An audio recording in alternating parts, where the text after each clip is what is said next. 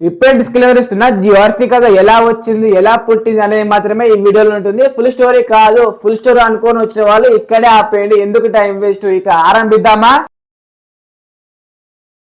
ఇప్పుడు మహాభారతం రాసింది వేదవ్యాసుడు కదా. సారీ, మహాభారతాన్ని చెప్పింది వేదవ్యాసుడు అయితే రాసింది వినాయకుడు కదా. కానీ ది ఆర్సీని రాసింది కాదు, సృష్టించింది మాత్రం హోమర్. ఇతను ఒక కళ్ళు లేనివాడు, అందకవి. దీని గురించి ఎవరైనా చెప్పాలా కదా.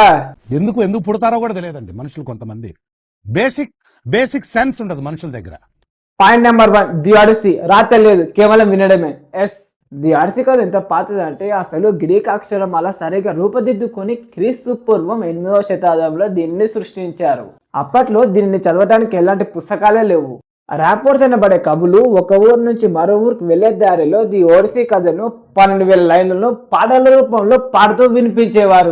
పాయింట్ నెంబర్ 2, రచయిత ఎవరో ఇప్పటికి మిస్టరీనే. ఈ మహాకావ్యాన్ని రాసింది హోమర్ అని అందకవి చరిత్ర చెప్తుంది. కానీ ఆయన నిజంగా ఉన్నాడా లేదా అనేది ఇప్పటికీ ఎవరికి తెలియదు. గ్రీక్ భాషలో రాపోర్ట్స్ అంటే కథలను కుట్టడం. ఈ కవులు ఏం చేసేవారంటే అప్పటికే జనాల్లో ఉన్న అనేక కథలను, పురాణాలను, మిస్టరీలను తీసుకొని ఒక పెద్ద కథలాగా అల్లి ది ఓడిసీని తయారు చేశారు. పాయింట్ నెంబర్ 3, 12,000 లైన్లను ఎలా గుర్తుపెట్టుకున్నారు? ఇన్ని వేల లైన్లను గుర్తుపెట్టుకొని పాడటం అంటే మామూలు విషయం కాదు. ఈ కవులు ఒక్కొక్కసారి మర్చిపోయిన అటు ఇటు చెప్పిన జనాలకి అప్పటికి స్టోరీ తెలుసు కాబట్టి జనాలకి ఈజీగానే అర్థమయ్యేదంట. పాయింట్ నెంబర్ 4, అసలు ఈ కథ దేని గురించి? హోమర్ రాసిన అత్యంత పాపులర్ అయిన ది ఇలాండ్. ఇది ట్రోజన్ యుద్ధం గురించి ఉంటుంది. ఇది పార్ట్ 1. దీని సీక్వెల్ ఓడిసీ పార్ట్ 2. పార్ట్ 1, పార్ట్ 2లో ఒకటే వార్నింగ్ ఉంటుంది. గ్రీక్ దేవులకు కోపం తెప్పేది. కోపం తెప్పిస్తే మనుషులకు నరకమే అని చెప్తుంది. అలాగే మనుషులకు ఉండే అహంకారం వల్ల కష్టాలు వస్తాయని చెప్తుంది. పాయింట్ నెంబర్ 5, అతిథి దేవోభవ.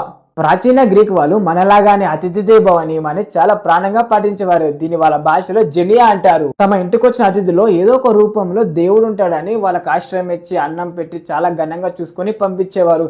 అలాగే వాళ్ళు కూడా ఏదో ఒక బహుమతి ఇచ్చేవారు. ఈ కావ్యంలో హీరో ఒడిసీ భార్య పెనెలోప్స్ ఇదే రూల్ ఫాలో అవుతుంది. పాయింట్ నెంబర్ 6, ఈ కథ ఎక్కడ స్టార్ట్ అవుతుంది? ఈ కథ హీరో పుట్టుకతో మొదలవ్వదు. ఇన్ మెడరస్ అంటే ఏకంగా మధ్యలో మొదలవుతుంది. హీరో ఒడిసీ సముద్ర దేవుడైన పోసైడన్ కొడుకైన ఒంటికన్ను రాక్షసుని కన్ను పొడిచి దేవునికి కోపం తెప్పిస్తాడు. ఆ శాపం వల్ల 20 ఏళ్ల పాటు ఇంటికి వెళ్ళలేక ఎన్నో దేవుళ్ళ ఇరుక్కుపోయి నరకం అనుభవిస్తాడు. అక్కడ నుంచి ఆ దేవుడు కళ్ళు కప్పి మన హీరో ఎలా బయటపడ్డాడు అనేది ఈ ఒడిసీ. చరిత్రను, అంతుచిక్కని మిస్టరీలను కలిపి రాసిన ఈ కావ్యం ఇప్పటికి ఒక అద్భుతం.